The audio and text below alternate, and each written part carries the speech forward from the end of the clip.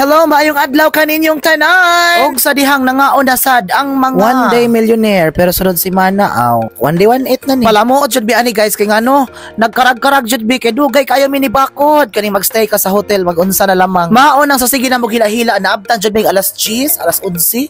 Basta something like that. Basta kay nahog ni siya branch guys. And of course, naami karon sa Tisa. Yes, you got it right. Naami karon sa Tisa. Ang pinakasikat nga siomaian sa Pilipinas. O dili di ay tibuok kalibutan, char lang mag-unsa na lamang gadjud. Shout out ko ni ate nga atong cashier nga murag mahadlok man sa taan dili mo bayad. Uy, murag bitaw kung dili ka kabayad ipatawag dayon ka sa barangay.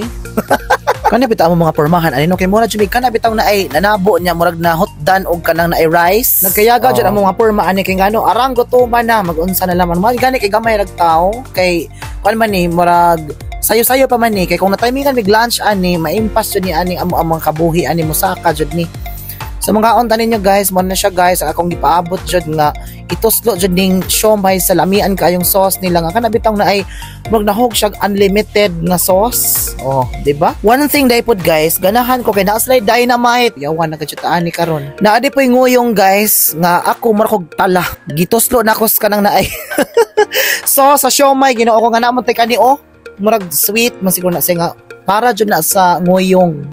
Imo ta siya guys, chika-chika kay medyo nasudla naman ang ato ang bodega sa lawas.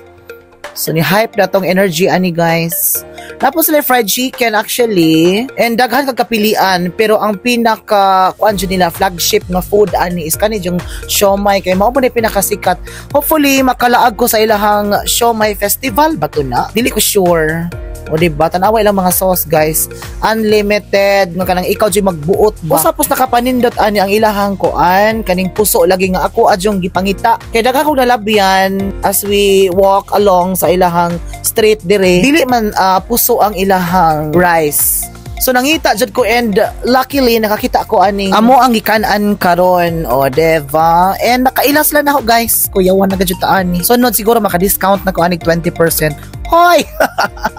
Mo mag-senior? Char lang. So muna siya guys, eat all you can while you can. While naapatay kwarta, mag-unsa na lamang taani. Inag-uli, mura nagnamirese. Kay nagkalisod-lisod na. Pero deserve nato mabusog. Deserve nato i-spoil atong self sa mga good food. Kay hardworking bayata. Diba? Hard eating sad ni kay gutom na. So mo to siya guys, ang ato ang mga kaon-kaon laag-laag bisan asa. So see you on my next vlog again guys. Catch me back kay mobalik og Cebu. Kay mo ato ko sa Buwal guys kay mag-open ang branch dito sa Alrichie ug Alros Bake Shop. See ya! I love you! Mwah!